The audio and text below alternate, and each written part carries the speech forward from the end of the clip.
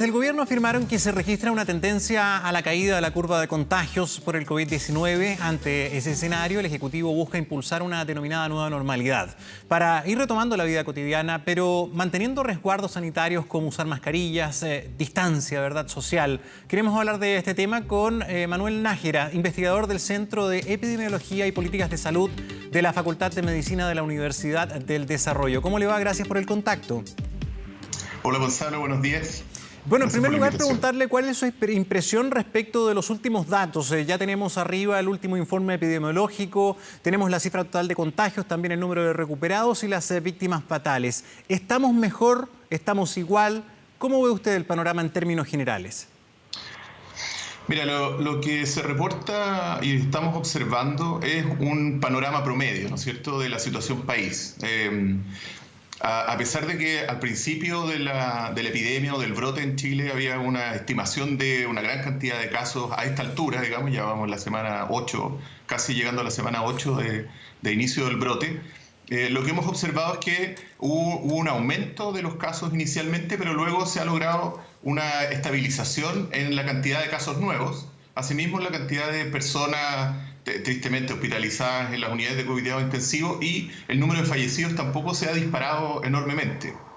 Había proyecciones mucho más fatídicas, ¿no es cierto?, al inicio. Entonces, la situación promedio al parecer está controlada, pero lo que no hay que olvidar es que Chile es un país que tiene distintas realidades y probablemente tenemos un control de la primera ola o el primer brote, un poco como decían los expertos en días anteriores. Pero tenemos que seguir cautos porque la situación se está moviendo hacia comunas más vulnerables dentro de Santiago, más populosas además, y también hacia regiones que las regiones tienen capacidades de control que pueden ser un poco menores a las de la región metropolitana. Sí, estamos hablando con Manuel Nájera, experto de la Universidad del Desarrollo, con nosotros en la mañana informativa. Manuel, avisarte que en cualquier momento viene el nuevo informe desde La Moneda, entonces a lo mejor vamos a tener que hacer un paréntesis y ojalá retomar la conversación más adelante, ¿ya? No hay problema. Manuel, quería justamente ir a lo que usted señala, que es la situación heterogénea de nuestro país. ¿Qué dato nos podría recomendar a todos los que no somos expertos es el indicador que al menos a usted le da más confianza para sentir que esto se va controlando? ¿Es el número de fallecidos? ¿Es el número de personas en las unidades de tratamiento intensivo o uso de ventiladores? ¿O qué? Porque, por ejemplo, está el tema del testeo. Hoy día escuchaba a uno de los representantes del Colegio Médico, dice que no confía mucho en el testeo porque el 80% está todo en Santiago, solo el 20% en las regiones. Entonces la pregunta es, ¿sabemos realmente lo que está pasando a ciencia cierta? ¿Cómo lo ve usted? ¿Cuál es el indicador más fidedigno? Mira, yo creo que un buen indicador para seguir el curso de la epidemia en los distintos lugares es sin duda la cantidad de personas graves, ¿no es cierto? Porque la cantidad de personas graves evidentemente es un dato que es más fidedigno. El número de casos nuevos depende, como decías tú muy bien, la capacidad de testeo que hay en cada lugar y por lo tanto a menor capacidad de testeo tal vez estemos observando menor número de casos. O la capacidad de testeo también está relacionada con la decisión clínica de tomarle test a todas las personas con algún síntoma o solamente a los casos graves, que es lo que se observó, por ejemplo, inicialmente en Italia y en España. Entonces, tal vez una buena medida es el seguimiento de los números de personas en unidades de cuidado intensivo, o sea, de personas graves. Eso nos ayuda a entender qué tan intensa está el brote de la epidemia en la comunidad y también qué tanta capacidad de respuesta tiene el sistema de salud para resolver estos casos graves. Recordemos que es súper relevante la capacidad de respuesta del sistema de salud para mantener en orden, digamos, los niveles de mortalidad de la enfermedad. Es importante lo que usted nos dice, Manuel, porque en el fondo también es bastante coincidente con lo que ayer hacía hincapié Mañalich, el ministro, cuando dio el reporte de la jornada anterior, del martes hasta el día lunes a las 21 horas, y él decía que una de las cifras que le da una cierta tranquilidad es justamente el número de pacientes en las unidades críticas, que durante ya varias semanas, por lo menos 3 o 4, usted me podrá corregir, estamos en el orden de los 380, 350, se ha ido moviendo con 10 más, 10 menos, 20 más, 20 menos, pero más o menos en el mismo patrón. Sí, así es. El último mes se ha mantenido en ese patrón. Es bien interesante porque además, bueno, también coincide con las cifras de la Sociedad Chilena de Medicina Intensiva, que ellos tienen un reporte diario de la ocupación de las camas de intensivo y el número de personas por COVID que están en ventilación mecánica y en unidades de paciente crítico. Así que, claro, es un muy buen indicador. Y el otro gran indicador que nos entrega esa información es la ocupación que están teniendo las camas críticas en los distintos centros nacionales, ¿no es cierto? Uno puede verlo a nivel regional y ahí es donde un poco asusta o nos llama la atención lo sobrepasado que está el servicio de salud en Magallanes, lo que está pasando también en la región de los lagos y Araucanía, que están como al límite de las capacidades. Entonces nos ayuda a entender que esas regiones, al parecer, están con un brote mucho más intenso.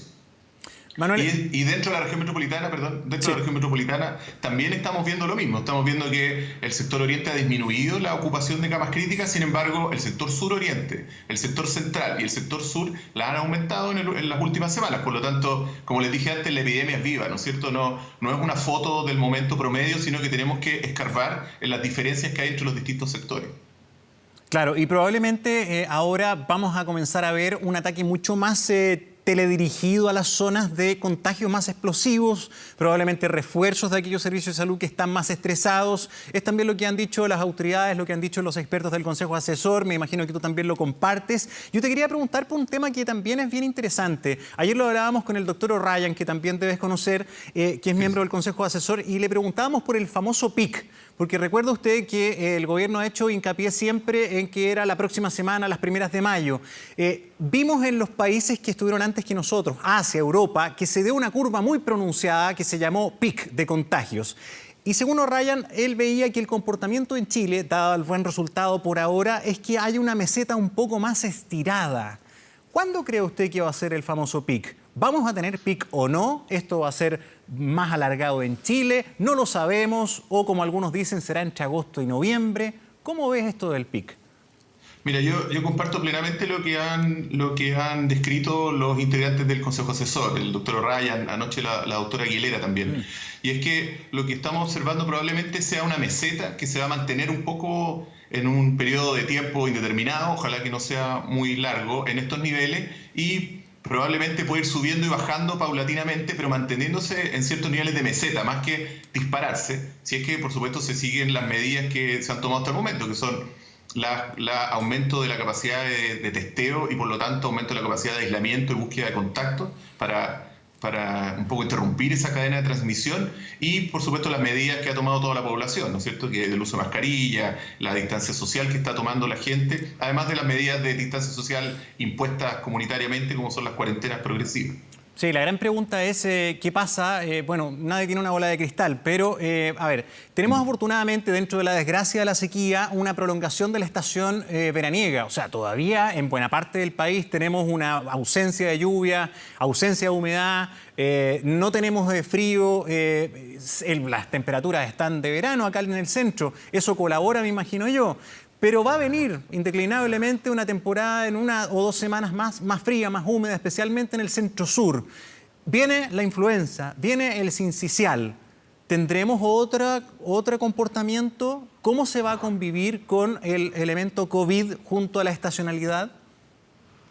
Bueno, como dices tú, nadie tiene una bola de cristal, ¿no es cierto? Pero es evidente lo que pasa en el invierno versus el verano, más que el virus resiste más o menos la temperatura, sino que la gente se junta, se hacina más, ¿no es cierto? En invierno uno tiene las ventanas más cerradas, por lo tanto mantiene los espacios más herméticos y la falta de ventilación, más la falta de abrir las cortinas, abrir las ventanas para la luz solar, aumenta la cantidad de tiempo que el virus puede estar en un lugar. Y por lo tanto también aumenta, como uno está más encerrado, evitando el frío, aumenta también la cantidad de contacto estrecho de la gente unos con otros.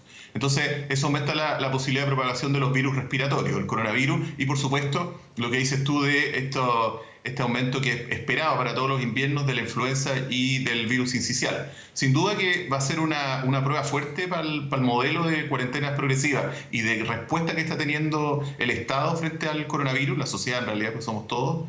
¿Qué va a pasar cuando tengamos el aumento de estas dos enfermedades? Lo que sí es relevante es que todas estas medidas que se están tomando hoy en día, de aislamiento social, de uso de mascarilla, también impactan en la producción de la enfermedad respiratoria invernal. Entonces el virus respiratorio sincicial, si es que los niños están hoy en día en casa, también se va a ralentizar su aparición. La influenza también, ¿no es cierto?, en menos contactos entre la gente a nivel social, independiente de los espacios comunes como las ferias que todavía se mantienen, pero hay mayor teletrabajo, hay más distancia en el trabajo, hay uso de mascarilla y protección personal en el trabajo. Los niños hoy día están sin clase, por lo tanto, esa distancia provoca que tengamos menos cantidad de casos. Probablemente van a empezar a subir en el tiempo, pero esperamos que no estresen el sistema. Claro, y uno como apoderado, como padre, las mamás que nos están viendo, qué sé yo, las familias dirán, hace bastante sentido lo que dice el experto, en el sentido que, claro, el hecho de que los niños, sobre todo, estén en casa, va a también no solamente cuidarlos del COVID, sino que a lo mejor va a circular menos el virus respiratorio. Pero resulta que ahora estamos con toda la polémica de volver a clases. Y es ahí la gran pregunta. ¿Será una buena idea justamente cuando empieza la circulación más intensa del virus respiratorio? Aún más haciendo hincapié, usted conoce mejor las cifras que yo, que este marzo hubo un 15% más de circulación de sincicial y influenza que la temporada pasada. Entonces, ¿es bueno o no es bueno? O sea, dejando de lado la política, las polémicas, ¿es bueno o no es bueno? ¿Es arriesgado o no es jugado volver a tener los niños en las clases? Sí, es difícil la pregunta porque es algo que en realidad no sabemos el comportamiento que va a tener o qué resultado va a tener, pero sin duda que es relevante que hoy día se empiece a discutir la forma en que vamos a recuperar ciertos rasgos de normalidad del funcionamiento de la comunidad, porque los niños en la casa están haciendo esta teletarea, ¿no es cierto?, las tareas, pero no es lo mismo que, yo creo que varios expertos coinciden en eso, que las clases presenciales, ¿no es cierto? Hay tan duda que tan diferentes son, pero al parecer no es lo mismo. Y también se está poniendo en riesgo, por lo tanto, también la calidad de educación. Entonces, tal vez si uno piensa que las estrategias de volver a la escuela, que contengan unos protocolos estrictos de funcionamiento, de separación de los alumnos, de turnos de las clases, evitar aglomeraciones, podría ser beneficioso para el nivel educacional y a la vez no ser tan riesgoso para la transmisión de los virus.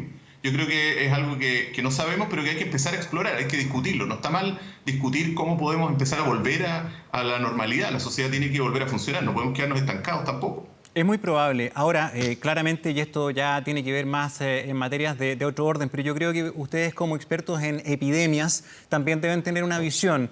Por ejemplo, para un país que tiene un sistema de educación más homogéneo, más parecido en sus distintas regiones, sectores, tipos de escuela, a lo mejor es más fácil lograr coordinar un retorno, porque tú tienes un estándar de salas, tienes unos espacios más o menos comunes, una cantidad más o menos similar de número de alumnos por sala, pero Chile es distinto. Chile es distinto y probablemente una escuela de campo es muy distinta a una escuela de ciudad y probablemente dentro de la metropolitana tenemos diferencias súper gigantescas. A lo mejor en una escuela pagada va a ser mucho más fácil organizar en la mañana a unos niños, en la tarde otros, separarlos, tener a 15, las salas serán de 100 metros cuadrados, no de 40. Entonces es bien difícil esta organización que viene. Sí, no, sin duda, yo comparto contigo que no es algo fácil, es un desafío súper grande, pero también hay que tener otro elemento en consideración, ¿no es cierto? Los niños en sectores más vulnerables se ven beneficiados de la asistencia a la escuela.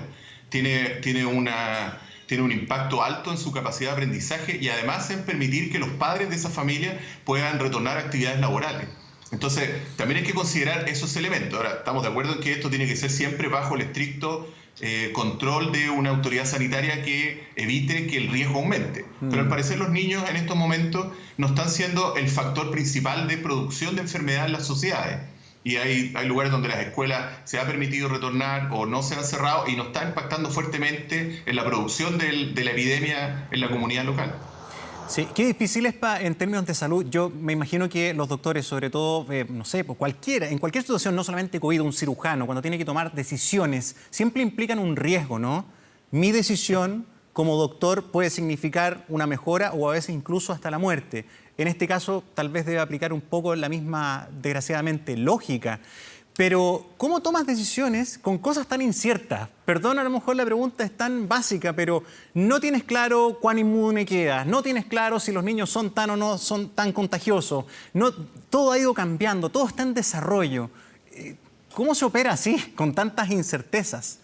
Sí, bueno, estamos claros que estamos en una situación que es de alta incertidumbre, además es una situación nueva para todos, ¿no es cierto? El impacto de esta epidemia ha sido fuerte en todo el mundo. Tenemos un poco la suerte nosotros de que entramos a la epidemia un poquito después de lo que entró, China y lo que entró el hemisferio norte, y por lo tanto algo de experiencia aprendida tenemos de lo que han hecho en otros países, ¿no es cierto? Ya sabemos la importancia y la relevancia de mantener un estricto sistema de testeo y de detección, ¿no es cierto?, de aislamiento y de búsqueda de los contactos, de lograr controlar esos pequeños brotes que se van produciendo en distintos lugares, y eso es una estrategia exitosa. Por otro lado, estamos viendo que las cuarentenas progresivas que se han impuesto nos están dando tiempo para reforzar las estrategias de control y para reforzar también el sistema de salud, ¿no es cierto?, y actuar a tiempo para que los sistemas de salud no se vean estresados. Entonces, como dices tú, la toma de decisiones hoy en día es súper complicada porque hay demasiada incertidumbre. Sin embargo, hay ciertas estrategias básicas que se han tomado y que han tenido buenos resultados, y por lo tanto esa senda no se debe perder, pero tampoco se debe perder la capacidad de discutir cuál es la mejor forma de seguir adelante, ¿no es cierto? No podemos quedarnos estancados en simplemente cuarentenar y nada más. Hay que seguir observando, seguir tomando ciertas decisiones que a veces pueden ser poco populares. Yo estoy de acuerdo que no es fácil tomar una decisión de abrir escuela o de volver al trabajo de golpe, ¿no es cierto? Pero creo que el impulso no es eso, sino que es ir discutiendo cómo vamos a ir tratando de recuperar cierta actividad. Claro, coincide, a ver, siempre esto es subjetivo, pero tratemos de ir a los datos. ¿Coincides con el análisis positivo que tienen organizaciones internacionales, que tienen otros países, otras autoridades respecto al manejo de Chile en esta crisis, como uno de los más destacados en el mundo? Mira, yo creo que hay que coincidir en parte de eso, por supuesto. O sea, hoy día estamos observando una realidad que es totalmente distinta a la realidad que se vaticinó al inicio y que observamos además en Estados Unidos, Italia, España, ¿no es cierto?, que son como unos referentes de cómo no se actuó bien al principio del cuadro. Sin duda podríamos hacerlo mejor, ¿no es cierto? Hemos visto casos de países que han hecho cosas extraordinarias, Singapur, Corea, el otro día salió lo de Australia, que disminuyó la duración del brote a 2 meses y ahora están con poquitos casos diarios, muy buen control. Entonces, yo creo que Chile partió, yo lo dije antes en otra conversación, pero partió de una manera muy timorata, ¿no es cierto?, como tomando decisiones tal vez no tan rápido como uno esperara. Sin embargo, rápidamente se subió a un carro de toma de decisiones enérgicas con apoyo de un consejo asesor que es bastante experto. Por lo tanto, las recomendaciones que ellos han hecho, yo entiendo que la mayoría se ha tomado en cuenta y ha logrado hacer un cambio en la producción de la enfermedad en nuestro país. O sea, Manuel. No sé si... Sí, dime. Perdón, que se nos va el tiempo y te quería hacer la última pregunta muy breve. ¿Cómo ves esto de volver a la normalidad? ¿Es bueno, es malo? ¿Se está dando una señal buena o no? Mira, hoy día en el trayecto de acá al trabajo, yo al menos noté mucho más tráfico. He visto servicios que están cada vez con más filas de gente. ¿Es bueno dar una señal como que la cosa anda mejor? ¿Se puede relajar esto y ser un riesgo? ¿O ya nos tenemos que ir adecuando a tomarnos las cosas con un poco más de calma? Mira, yo creo que hay 2 puntos centrales y tú lo dijiste súper bien. Lo primero es que hay que empezar a discutir y empezar a idear la forma correcta en que estemos todos de acuerdo en que hay que volver a ciertos límites de normalidad, ¿no es cierto?, no volver a la normalidad anterior. Pero por otro lado, esa discusión no tiene que ser un punto de vista exitista que nos diga estamos listos, ya podemos volver completamente, porque como bien dices tú, vamos a empezar a relajar las normas sociales y a empezar a relajar también las actitudes individuales, del uso de la mascarilla, del mantener conversaciones a buena distancia, de tratar de evitar espacios cerrados o aglomeraciones. Entonces hay una línea muy fina que hay que seguir discutiendo, pero no hay que perder la oportunidad de intensificar las normas de prevención y que estas no se pierdan rápidamente. Yo estoy de acuerdo contigo, es una discusión muy fina, pero hay que tenerla en todo caso, hay que tenerla. Manuel Nájera, investigador del Centro de Epidemiología y Políticas de Salud de la Facultad de Medicina de la Universidad del Desarrollo. Muchísimas gracias por acompañarnos y por tu análisis. Que tengan buen día.